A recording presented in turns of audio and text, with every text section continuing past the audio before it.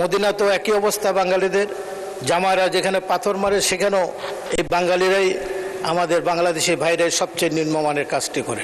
মাননীয় সদস্য বরকতুল্লাহ বুলু, নোয়াখালী 3, সময় 6 মিনিট।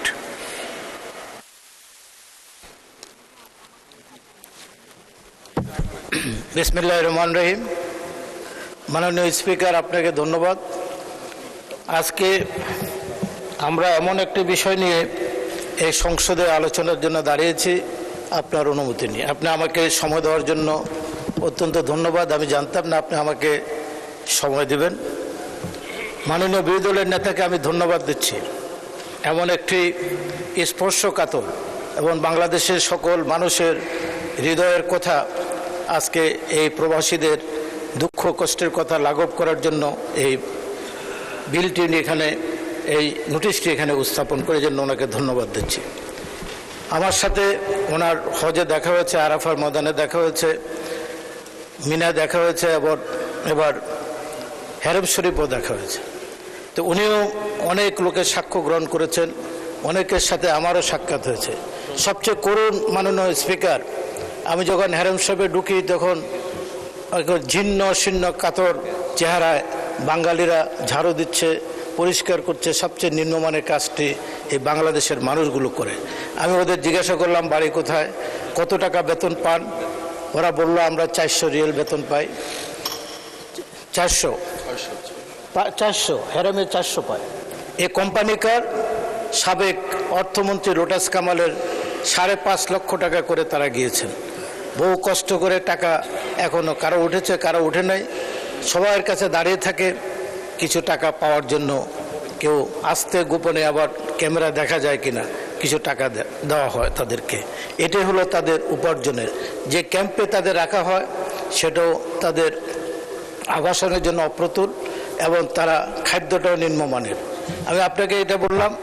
এবং মদিনা তো একই অবস্থা বাঙালিদের, জামাইরা যেখানে পাথর মারে সেখানেও এই বাঙালিরাই আমাদের বাংলাদেশি ভাইরাই সবচেয়ে নিম্নমানের কাজটি করে।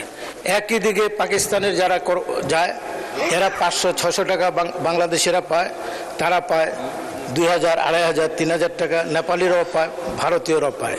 কিন্তু আমাদের বাংলাদেশিদের ভাগ্য এতই খারাপ। অতএব আমি আপনার মাধ্যমে বাংলাদেশের যে রিক্রুটিং এজেন্টগুলো আছে, কত টাকা কোনটা কিভাবে নিয়ে যায়, এবং যারা শ্রম সেখানে একটা কোম্পানি 2000, 3000, 4000 লোকের শ্রম কন্ট্যাক্ট করে নেয়। তারা কোম্পানির থেকে, সৌদি আরবের বিন লাদেন থেকে বা অন্য কোম্পানির থেকে 2000, 3000 টাকা করে পায়, কিন্তু বাংলাদেশিদেরকে 500, 600, 700 টাকার উপর দেয় না।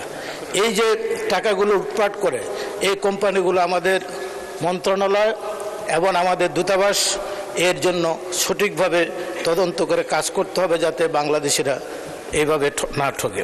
আরেকটি আছে, তাদের সবচেয়ে বড় অভিযোগ যেটা হলো, আমরা জিজ্ঞাসা করেছি, পাসপোর্ট 6 মাস, 7 মাস, 8 মাস, 9 মাস লেগে যায় একটা পাসপোর্ট। আমাদের দূতাবাস তাদের সাথে ভালো আচরণ করে না।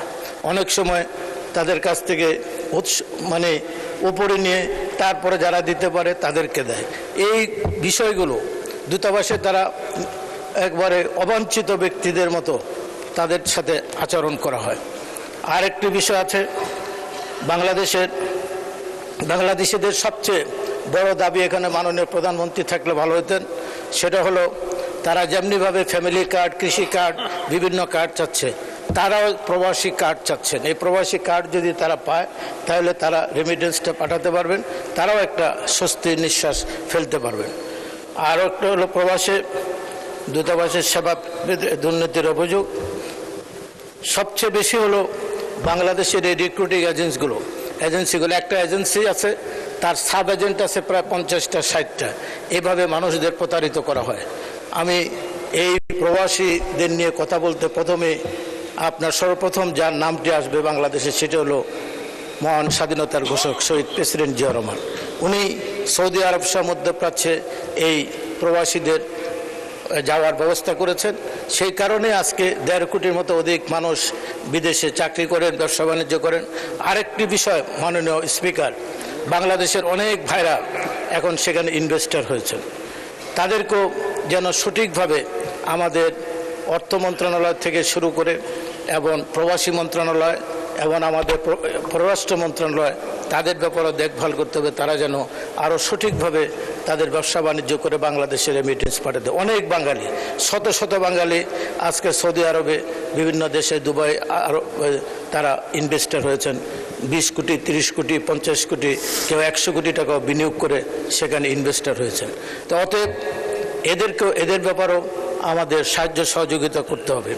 আর সবচেয়ে বেশি হলো তারা বাংলাদেশের এয়ারপোর্টে আসলে এখন একটু সুযোগ সুবিধা বেড়েছে, কিন্তু এটাকে আরও উন্নত করতে হবে। তারা যেন এই দেশের নাগরিক, তারা যেন সুন্দরভাবে এই দেশে আসতে পারে, তাদের অত কষ্টার্জিত অর্থের টাকা।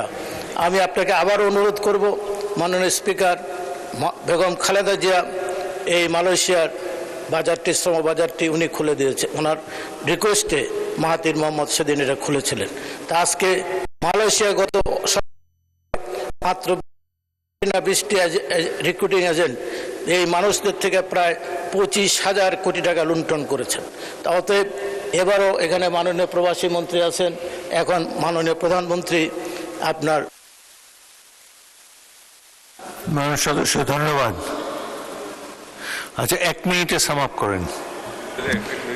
মাননীয় প্রধানমন্ত্রী যাচ্ছেন এবং আশা করি মালয়েশিয়ার শ্রম বাজার খুলবে।